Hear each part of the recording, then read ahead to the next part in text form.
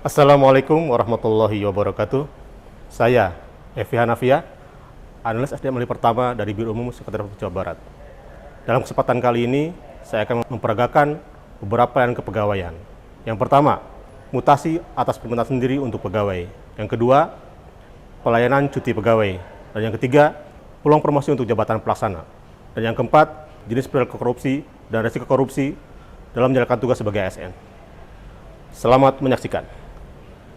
Assalamualaikum Pak Evi. Waalaikumsalam Pak Budi. Aduh, gimana ada Mang? Alhamdulillah. Oke, silakan duduk. Oh, siap. Silakan. Ada perlu apa nih? Ya gini Pak Ep, saya tuh punya rencana nih pengen pindah dari instansi ini. Kenapa nih? Mau pindah nih? Apa ya? Pengen dekat rumah aja. Oh, Salah gitu. satunya itu. Oke. Cuma Gimana nih? mungkin saya pengen tahu prosedurnya seperti apa sih untuk bisa saya pindah ke instansi yang saya tuju gitu. Oh, gitu. Ah. Siap. Begini Pak Budi, kita kan ada aplikasi Siap Jabar ya. Sudah tahu kan ya Siap Jabar, sudah bisa akses sendiri. Nah, di situ nanti ada yang namanya aplikasi e-mutasi. Mutasi. Itu ada aplikasi khusus untuk perpindahan jabatan, baik pelaksana maupun fungsional ya di di Provinsi Jawa Barat. Jadi mau lintas biro atau lintas perangkat daerah bisa pakai itu di e-mutasi. Ya. Nah, apa sih yang harus disiapkan kalau untuk pindah itu? Nah, Itu tadi. Pertama, nanti di e-mutasi itu nanti bakal muncul tuh berkas-berkas yang harus disiapkan oleh Pak Budi seperti itu. Nah, yang pertama itu Bapak harus membuat surat pribadi dulu. pribadi. Ya, ke instansi yang akan dituju oleh Pak Budi seperti itu ya. Nah, nanti karena nerima tuh instansi yang akan dituju sama Pak Budi itu mereka akan pelajari apakah formasinya ada sesuai anjal ABK yang mereka miliki seperti itu, dan apakah memang kualifikasinya memenuhi seperti itu. Nah, setelah mereka mengkaji itu dan kemudian ternyata ada nih formasinya ada dan kualifikasinya juga memenuhi dari Pak Budinya. Nah, nanti mereka akan membuat surat usul mutasi ke sini, ke kantornya Pak Budi sekarang. Setelah itu mereka akan buat surat. Nah, setelah itu nanti kan biro nerima tuh surat usul mutasi itu.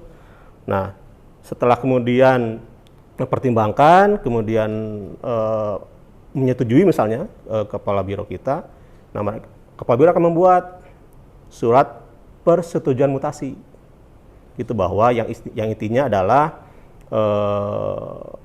biro menyetujui kepindahan Pak Budi ke instansi yang akan dituju. Nah, setelah itu kemudian kan dikirimlah surat persetujuan mutasi itu ke instansi yang dituju. Nah, nanti instansi yang menerima nanti Pak Budi ini nanti bikin surat pengantar usul mutasi ke BKD. Ya, nanti dari BKD itu diproses apabila semuanya memenuhi, baru kemudian diproses ke perpindahannya seperti itu. Kalau sekarang kan memang belum gubernur definitif ya, masih Pak PJ. Jadi kita sebelum ada SK turun itu perlu pertek dulu, perlu persetujuan teknis dari BKN. Nah, baru setelah perteknya turun seperti itu, baru kemudian BKD bisa melakukan SK mutasi seperti itu. Nah, nanti dari kita nanti disiapkan pertama anjab ABK yang di sini. Kemudian surat bebas hukdis, nanti bisa Pak Budi nanti bisa ke pengolahnya ya untuk yang hukdisnya. Kemudian surat tidak sedang izin belajar kayak gitu, seperti itu. Dan sementara untuk yang di sana nanti minta juga ya anjab ABK-nya yang di sana. Oh gitu. Iya, karena kan nanti lihat aja nanti di emutasi berkas-berkas apa aja yang dipintakan seperti itu. Karena kalau semuanya sudah terpenuhi, nanti bisa diproses Pak, kayak gitu. Jadi saya mempersiapkan berkas apa aja yang harus dipersiapkan. Betul, yang diemutasi seperti itu. Nah, Diajukan. betul. Nah, itu Tinggal ada nanti saya nunggu. betul nanti diupload Pak. Diupload di situ seperti itu. Baru kemudian ya itu tinggal nunggu aja nanti panggilan. Tinggal nunggu ya. Betul. Karena nanti setelah itu kan nanti ada proses wawancara dulu dengan instansi yang dituju kan seperti itu. Gitu. Seperti itu. Kira-kira prosesnya berapa lama sih? Nah, karena sekarang itu kan masih PJ Gubernur ya. Ya. Pengalaman yang kemarin-kemarin itu sekitar 6 bulanan, Pak. 6 bulan ya. Betul, kurang lebih Berapa seperti itu. misalkan udah Biasanya sih kalau udah gubernur definitif biasanya cuma 2-3 bulanan biasanya. bulan ya. Betul, tergantung. Seperti itu sih, Pak. Iya, iya, iya. Gimana nih? Udah bulat nih mau pindah nih? Kayaknya sih udah. Oh gitu ya. Iya. Gitu. Siap. Tapi Bangga. memang boleh ya.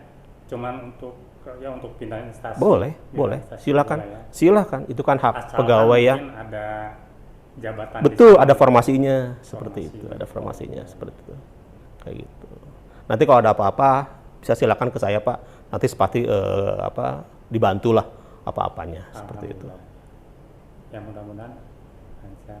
Siap, Ya. siap. Terima kasih Pak. informasinya. Sama-sama Pak Budi, mudah-mudahan lancar, mudah-mudahan nanti juga di sana juga betah seperti itu ya, karena dekat rumah juga, mudah-mudahan lah baik untuk semuanya seperti itu. Mungkin nanti saya persiapkan berkas-berkas. Siap, mangga. Pak Epi lagi mungkin ya. Siap, saya tunggu Pak, saya tunggu. Ya mungkin. Siap. Begitu aja Pak Epi. Oke. Terima kasih waktunya. Sama-sama Pak, sama-sama. mengganggu. Nggak apa-apa, enggak. Oke. Terima kasih Pak Epi ya. Oke, siap. Mangga Pak. Assalamualaikum. Waalaikumsalam warahmatullahi wabarakatuh. Assalamualaikum Pak Epi. Waalaikumsalam. Oh iya, silakan. Gimana Bu?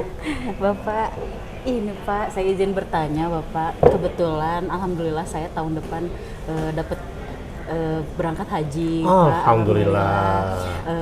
Saya mau nanya banyak sama Bapak juga Oke. soal persyaratan cuti seperti itu Pak. Cuti apa yang perlu saya ambil gitu Pak nanti untuk cuti haji nanti gitu. Oke, siap. Sebelumnya saya ucapkan selamat ya, Bu. Alhamdulillah. Sudah dapat panggilan haji ya. Iya, Mudah-mudahan hajinya mabrur ya, lancar, sehat semua di sana. Amin. Nah, gini Bu, terkait dengan cuti haji sesuai Perkab BKN nomor 24 tahun 2017 tentang tata cara pemberian cuti pegawai negeri sipil. Kalau jadi untuk cuti haji itu memakainya cuti besar. Ya, cuti besar. Nah, cuti besar ini jangka waktunya bisa sampai 3 bulan maksimal seperti itu. Jadi Ibu cuti besarnya ada hak sampai 3 bulan. Tapi itu pun sebenarnya tidak paling juga 2 bulanan lah kepakainya seperti itu. Nah, nanti itu tapi mungkin saya mau tanya dulu, Ibu udah PNS 5 tahun ya? Betul. Ah ya, karena memang salah satu syaratnya adalah harus PNS di atas 5 tahun seperti itu. Nah, kalau udah di atas 5 tahun baru bisa untuk cuti haji. Kecuali memang kalau di bawah 5 itu juga masih bisa, kecuali untuk haji yang pertama itu pun dengan beberapa catatan izin dari atasannya. Nah, nanti Ibu paling gini aja, membuat form cuti, ya nanti kami sediakan form cutinya yang menyatakan Ibu akan cuti besar. Yang keduanya ada surat dari KBIH, dari kantor hajinya yang menyebutkan tanggal berangkat sama tanggal kepulangan. Seperti itu, karena nanti untuk dasar kita di form cuti. Nah, kemudian yang ketiganya surat pengantar. Surat pengantar itu nanti kita yang buat. Oh, dari Bapak. Betul, ke BKD. Jadi saja surat pengantar, surat KBIH dan form cuti seperti itu. Nah, nanti setelah itu beres, nanti kami buatkan di aplikasi Kimob. Iya, nanti di-upload, diajukan di aplikasi Kimob untuk cuti besar. Itu aja. Jadi Ibu tinggal tunggu aja kalau itu aja. Betul. Cuma ada beberapa catatan, Bu. Iya, ada beberapa catatan. Pertama, untuk yang cuti besar itu ada beberapa tunjangan yang hilang. Ada pertunjangan yang hilang, yaitu tunjangan jabatan yang melekat di gaji. Yang tanggal 1 itu. Jadi kalau misalnya sekarang yang TPP itu mah masih kebayar, bahkan 100% dibayar. Oh, gitu. Kalau iya untuk cuti haji, jadi silahkan itu fasilitas lah ya dari provinsi. Kalau untuk cuti haji TPP-nya tidak dipotong, kecuali itu tadi tunjangan jabatan yang melekat di gaji seperti itu. Gitu sih Bu. Gimana? Ada yang bisa ditanya? Cukup sih Pak. Gitu ya? Nanti kalau misalkan saya ada pertanyaan lagi, saya izin menghubungi Bapak. Oh siap, Mangga, dengan senang hati. Saya siap membantu. Siap. Jadi kalau ada apa-apa silakan ke saya aja lah. Siap. Gitu Terima aja. kasih banyak Ya, Bapak oke. bantuannya. Sekali lagi selamat ya. Terima kasih Mudah-mudahan lancar, sehat di sananya. Amin, ya Rabbal Kembali ke sini juga sehat dan jadi haji mabrur. Amin ya Rabbal Alamin. Oke. Terima kasih banyak Siap. Bapak. Mangga, Bapak. siap. Mangga Ibu. Assalamualaikum. Waalaikumsalam warahmatullahi wabarakatuh. Pak Epi ganggu nggak? Oh, enggak. Ada apa? Mau nanya-nanya boleh? Boleh. Ya, kan Ulan teh jabatannya masih pelaksana ya. Oh gitu. Mau nanya kalau peluang promosi untuk jabatan pelaksana tuh apa aja sih? Oh gitu. Sekarang jabatannya apa sekarang Bulan? Masih operator komunikasi? Ah, berarti kelas 5 ya? Betul. Iya. Nah, untuk pendidikan terakhir apa? SMA? SMA? Iya. Oke. Jadi begini Bulan, sesuai dengan peraturan ya, bahwa untuk pelaksana ini ada beberapa peluang promosi sebenarnya. Bisa nanti lewat jabatan struktural, bisa nanti lewat jabatan fungsional, seperti itu. Tapi ada juga kalau untuk yang jabatan yang administrasi. Oh iya. Karena kan kita sekarang ada yang namanya proses kenaikan jabatan pelaksana, gitu. Nah mungkin untuk yang Bulan, saya pikir sih mungkin untuk kenaikan jabatan pelaksana aja dulu, kan gitu. Sekarang kan kelas 5 ya. Iya, betul. Kelas 5. Nah jadi promosinya bisa naik kelas dulu sebelum ke fungsional sama ke struktural, gitu. Jadi nanti untuk ke kelas 6 dulu itu perlu sekolah lagi sebenarnya Bulan ke D3, karena minimal dia D3 gitu. Misalnya kalau sekarang D3 administrasi kantoran misalnya, nah sekolah di sana misalnya, atau D3 kearsipan misalnya, karena kan tupoksinya juga sama ya, mirip lah seperti Ya, itu. betul. Nah itu bisa ngambil ke sana gitu. Jadi nanti kalau udah sekolah, kemudian dapat ijazah D3 misalnya, nah kemudian bisa tuh kemudian diakui ya oleh BKD lewat Siap Jabar, nanti bisa tuh ikut fit and proper test untuk kenaikan jabatan pelaksana. Jadi nanti bisa naik ke level kelas 6, nanti bisa jadi pengelola data misalnya seperti itu. Atau nah habis itu misalnya dari kelas 6 pengen naik lagi bisa. Nanti naik ke kelas 7, kelas analis, tapi syaratnya beda lagi. Apa tuh? Sekolah lagi. Oh jadi sekolah lagi? Iya, ya? S1. Oh harus seperti S1. itu, Oh, betul. gitu, Jadi ya. S1. Nah nanti ikut fit and proper test lagi, kayak gitu. gitu. Jadi gitu runtutannya, kelas 5 naik kelas 6, kelas 6 naik ke kelas 7. Nah semua tuh ada fit and proper testnya. Betul. Jadi kalau kita mah ada ujiannya lah kalau Iya, sekolah mah gitu. Iya betul. Jadi betul-betul nanti si BKD itu tahu lah bahwa iya betul-betul pantas lah gitu orang ini untuk naik seperti itu. Oh, gitu. Nah itu yang untuk naikkan jabatan pelaksana. Betul. Nah, atau bisa yang japung, Apa tuh gimana? jabatan fungsional, kalau misalnya kan di kita kan teman-teman sudah ada nih ya. Ini minatnya kemana nih Bulan? Kemana ya? Misalnya Arsiparis lah misalnya ya. Oh, oke, karena berhubungan kali ya Berhubungan persyaratan. kan, gitu. Oke, Misalnya iya. Arsiparis kan, misalnya kayak gitu. Nah nanti ada tuh ya nggak perlu yang terampil. Kalau terampil itu nggak perlu S1, Apa? cukup D3. Oh. Karena udah nggak ada yang SMA. Kalau dulu ada SMA, Oh, sekarang gitu. udah nggak bisa, Iya, betul. Cuma D3 aja gitu. Nanti bisa tuh pakai itu. Nanti ikut uji kom, bisa nanti jadi asisten terampil. Tapi kalau mau jadi langsung ke asisten ahli misalnya, ya udah sekolahnya S1 aja sekalian. Oh, gitu. Jadi nanti bisa bisa langsung ikut uji kom untuk yang arsipan ahli misalnya seperti itu. Nah kalau struktural itu biasanya memang ada golongan tertentu. Jadi minimal golongan 3C biasanya seperti itu. Kalaupun 3B itu misalnya itu sebenarnya masih bisa gitu. Tapi pada umumnya 3C. Dan itu pun minimalnya D3 juga. Kalau untuk jadi kasubag ya eselon 4. Tapi kan sekarang udah mulai jarang ya. Apalagi di sini kan sudah nggak ada kasubag, langsung ke kabag kan gitu, seperti itu. Jadi memang kalau itu harus harus sekolah lagi lah. Dan memang yang pertama itu tadi ada kepercayaan dari pimpinan. Kalau untuk struktural ya banyak. Kalau struktural banyak aspeknya lah yang harus dilihat seperti Banyak itu. tahapannya. Betul, lebih sulit daripada yang kenaikan jabatan pelaksana sama yang japung tadi kayak gitu. Gitu ya. Karena memang kalau untuk struktural betul-betul orang yang capable ya seperti itu. Seperti itu. Gitu Bulan. Sok atuh. Jadi Iya, harus Belajar dulu lagi. sekolah lagi. Siap. Kalau mau naik promosi, naik sekolah lagi. Oke deh, kalau Nah, itu mah sekarang ketentuannya begitu. gitu ya. Jadi nggak Iya. bisa langsung gitu ya. Iya. Harus ada belajar dulu. Betul. Oke, atuh Kan kalau bisa nambah kompetensi juga. ya betul. Kualitas juga ya. Betul, Oke, kayak gitu. siap atuh kalau gitu. Pepi hatur Siap, nuhun ya siap, sami informasinya ya. mudah-mudahan digampilkeun lah. Amin, amin. Oke, sekolahna.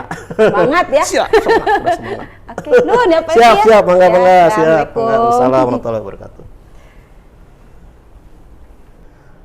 Korupsi adalah penyelewengan atau penyalahgunaan uang negara untuk kepentingan pribadi atau orang lain. Korupsi dapat melibatkan banyak kegiatan, meliputi penyuapan, pemerasan, gratifikasi, penjualan pengaruh, dan lain sebagainya. Tindakan korupsi merupakan tindakan yang sangat merugikan negara. Korupsi mengakibatkan melambatnya pertumbuhan ekonomi, menurunnya investasi, meningkatnya kemiskinan, serta meningkatnya ketimpangan pendapatan. KPK telah menyampaikan beberapa hal terkait korupsi di kalangan ASN. Di antaranya adalah pungutan liar dalam sistem kepegawaian seperti dalam proses pengadaan pegawai dan promosi jabatan.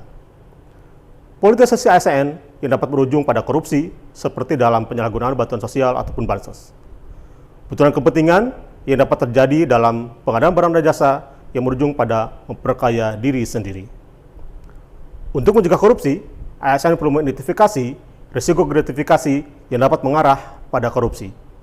Beberapa contoh gratifikasi yang wajib dilakukan oleh ASN adalah penerimaan uang, barang, atau fasilitas yang dapat mempengaruhi kebijakan. Penerimaan gratifikasi dalam pelayanan terkait tugas atau tanggung jawab. Penerimaan gratifikasi selama kunjungan dinas, penerimaan uang atau fasilitas dalam proses penerimaan, promosi, atau mutasi jabatan. PNS yang melakukan tindak pidana korupsi, selain mendapatkan hukuman penjara, juga akan dijatuhi hukuman berupa pemecatan dengan tidak hormat, karena dinilai sebagai perbuatan yang mencoreng lembaga PNS dan merugikan keuangan negara. Katakan tidak pada korupsi.